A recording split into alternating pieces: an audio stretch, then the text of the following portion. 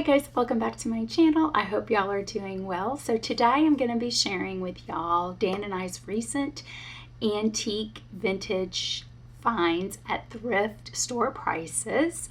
We recently went to the Springville Extravaganza. It happens twice a year here in Ohio, and roughly 2,000 vendors come out to Springville, Ohio, set up booths, and it is a 3-day event.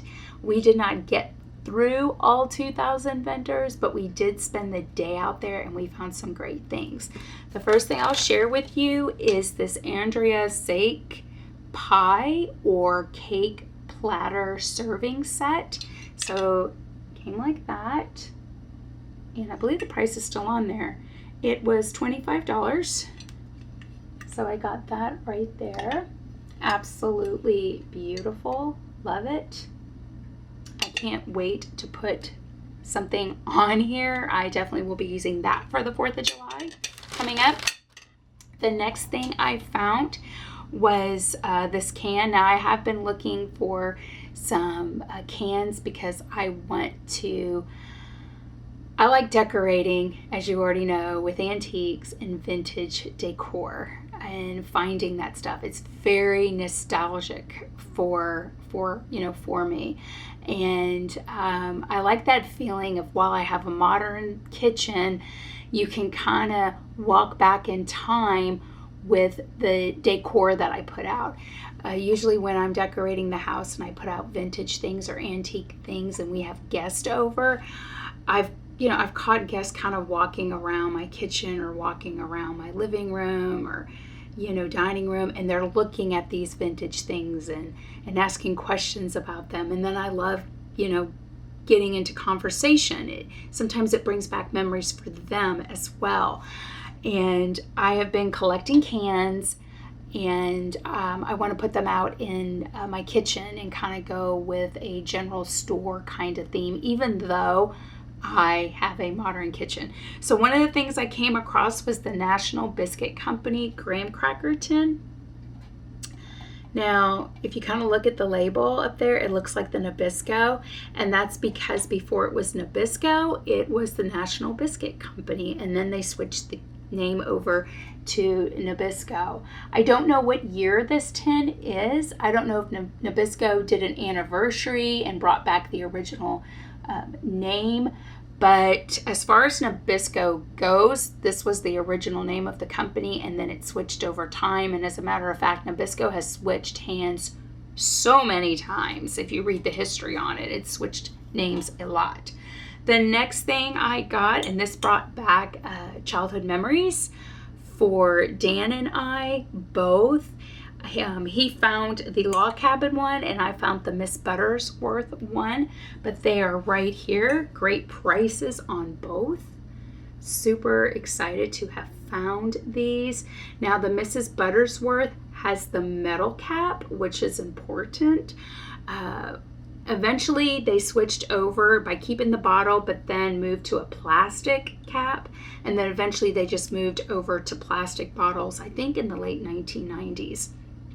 But one of the original Mrs. Buttersworth had the label, the original buttered syrup.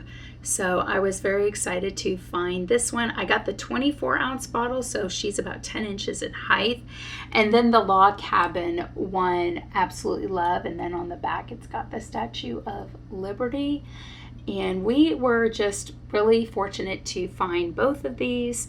And I had been looking for this one and this one. I was finding this one, but it either didn't have the cap, or it didn't have the label, or it had the cap, but part of the label was, scratched off. So to actually come across this one where it was in excellent condition for the price, I picked it up. Same thing with log cabin. I was coming across it, but I wasn't getting the label, or it was torn, or it didn't have the cap. So to get this one also, very fortunate. The next thing I got was the I looked at the date, 1969 Nabisco premium saltine cracker container, and it's right here. And there's the inside. I need to kind of wash it up and clean it up, but I have been looking for one of these. I saw a couple of them at antique malls in little shops in my area when I would go in, and they were retailing for sometimes 24, sometimes 32. I got this one for 12 bucks, so I wasn't gonna pass it up, but it's right there. Picked up that. Then I picked up a Sheets peanut butter. So I believe this one, guys, came out in the 1950s, I believe. And Dan and I were talking about this because this brand switched over in the 1970s, because we were both talking about it, to a plastic yellow container. As we were talking about peanut butter, he was like, I remember a yellow plastic container. It was filled with peanut butter. I said, yeah, me too. And it had a monkey on it. And this one has a monkey on it. And that was in the 1970s. So if you're a kid from the late 1970s, that kind of tells you how old we are, then you might remember the yellow bucket container. And you know, you can use it as a sand pail. But yeah, that is a Sheets peanut butter container from the 1950s based on my research. The next thing I got is Charlie's Chips. Who remembers Charlie's Chips? You can still get Charlie's Chips. They just no longer come to your house in their big truck in their uniforms. When I was a kid, they came to your house. They came in the Charlie Chips truck. It looked like a FedEx truck, but it was a Charlie Chips truck, and they had a uniform on, and they were delivering your Charlie's Chips. So right here, now this can is not old, it's date wise. This one looks pretty new if you ask me, but they were asking a really good price for it. They put tissue, but you can see the inside. It's in excellent condition.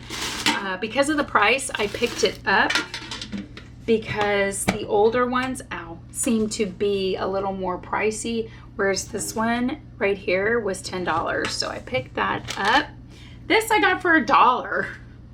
This is not vintage. This is more like thrifting. I got this for $1, and I thought what I would do is stain it and then kind of get some peroxide salt and water and kind of rust this up and maybe do something up here with it. But yeah, for $1, I wasn't gonna pass that up.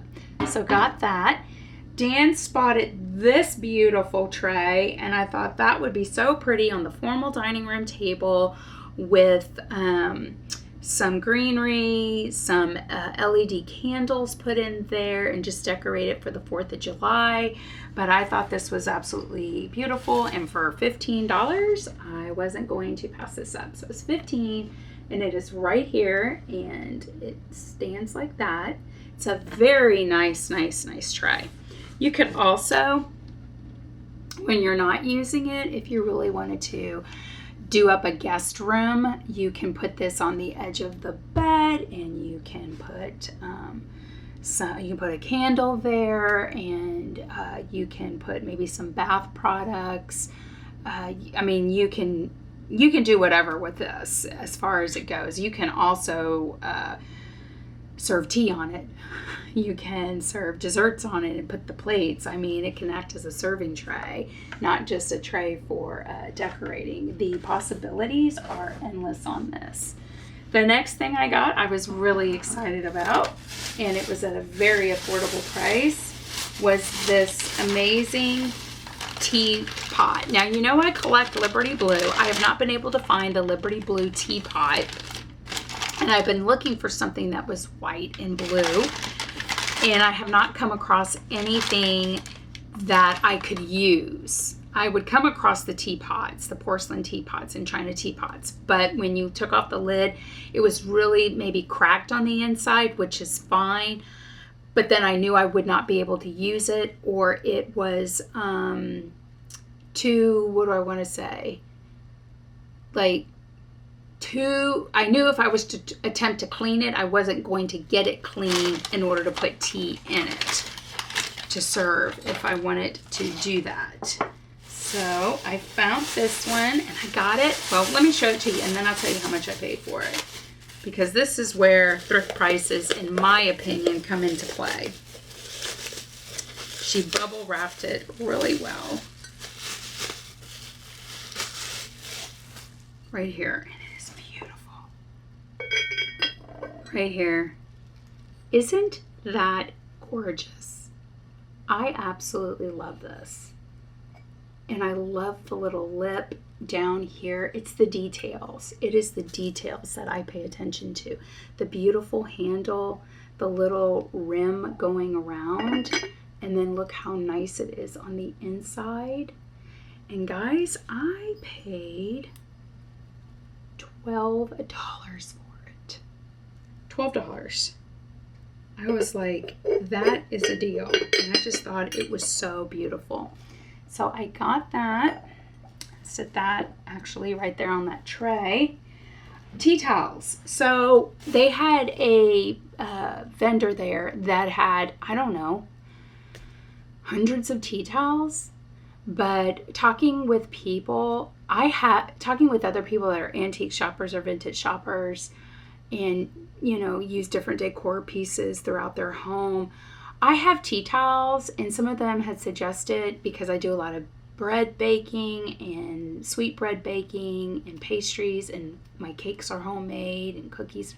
They were like, you really should go with flour sacks. And then whatever flour sacks you don't use, you can use for decorating like you would a tea towel. And I didn't know the difference, and the way it was explained to me is that a flour sack towel versus a tea towel has to do with the thickness of the thread, like the thread count for the cotton linen. So while I was at the show, I saw a booth that had hundreds of tea towels. But then I saw some flour sack ones. So I've washed them. They're all clean. I got 12. They were 50 cents a piece, and they are right here.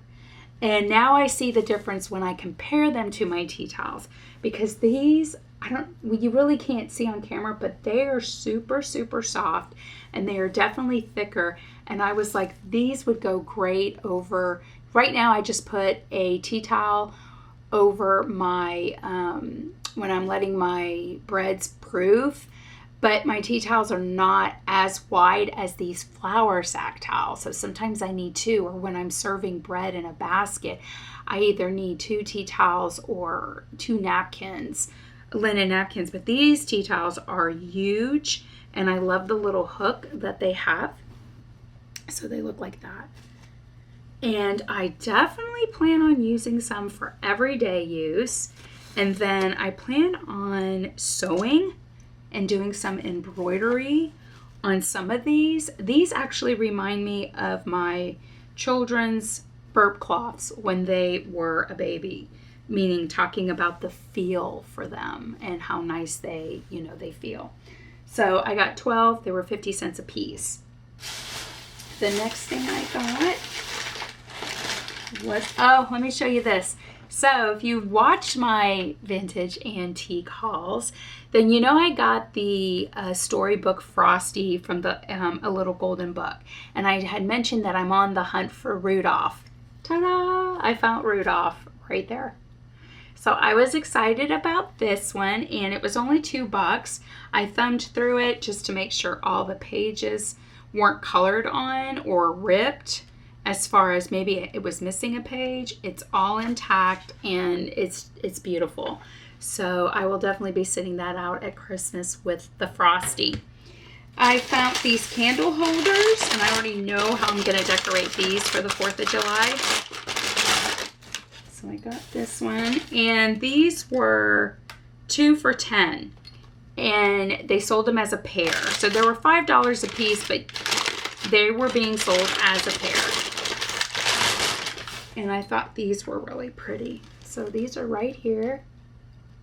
There you go. There's the bottom. I love these. And what I plan on doing, there's like a shadow there. Sorry.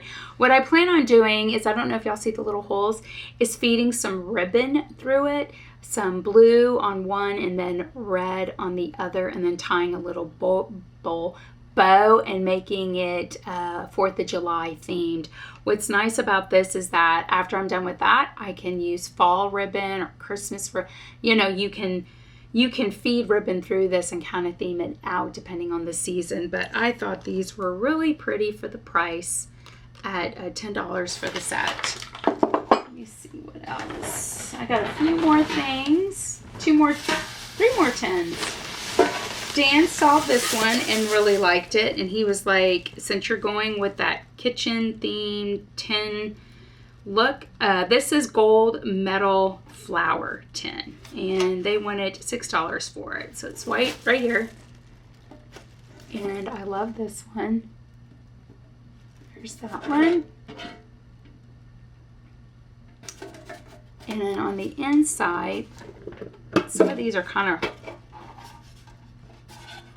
shut in a way that you got to be careful. This does not have a date on it, so I don't know what year that tin came out. This one, I will do research on it, but I plan on putting a different design on this one. It was only $4. I got it because of that lid right there. See that lid? I gotta clean it. This lid was so hard to get off, and I can't get it off right now. Dan had to get it off for me, but this is an old can. Here's the bottom. I'm going to research this before I paint it, but I was thinking about painting it because I want to put a different design on it, but before I manipulate it, I want to see if I can find something about this tin, because I wouldn't want to do something to it if I come to find out that this tin is an old tin of something, even though I cannot find any name on it. Dan was able to get the lid off. I can't. It is very rusty on the inside, but like I said, I love this lid. I don't plan on painting the lid. I'm just mainly thinking about painting this. The last thing I got, the famous baking powder. So I got this right here. I got it for $1.29, this one. And this one says May 96. So I'm assuming that this was in production in May of 96. So I got that one right there. And I think that's it. Yes, that is it. So, yep, that's all I got. But guys, we had such a good time. We loved it, and we're looking forward to the one coming up in September. If you saw something here that you liked, let me know. Or if you're into collecting tins for the kitchen, like, I love hearing from you guys about what you collect, what you're into. I just love sharing that kind of information. And if you live in Ohio, you can also let me know which shops you have hit up or recommend. I live South Ohio, so I kind of, if I go, north or further east or something like that, I have to, I travel. Sometimes Dan and I will take a weekend getaway and get away for the weekend. We've done Amish country, and that was really great because, you get a lot of good stuff there. But let me know, and I'm willing, if you know of any antique stores on the border of maybe Kentucky or Indiana too, I would be interested. But yeah, guys, that is all I got and can share for this video. Not sure when I'll be back to upload another one. Summer is in full swing, and we have summer family plans going on, and I know early fall too. Fall, we got stuff going on, and I'm like, oh my goodness, we got a major event in October, we have one in November, and we have one in December, and they're all family related. And in between all that, we got the holidays, and then this summer is going by so fast. Here I am uploading this video. I believe you're watching it in June, and I'm thinking next month is the 4th of July. Yeah. So summer is going by pretty quick, but we are enjoying it. I am enjoying it. I'm doing a lot of DIY projects. I have taken an invested interest in embroidery, and I'm loving that. I hope to maybe share a video with y'all about some of the embroidery projects I have been working on, but I am learning so much about different stitches, and right now my favorite stitch is the outer stitch. I love doing that stitch because it kind of looks like a braid when you're all done.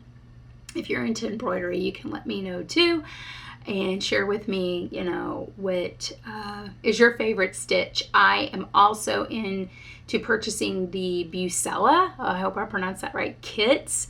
Right now I'm working on one that I'm absolutely loving. It's got beautiful butterflies.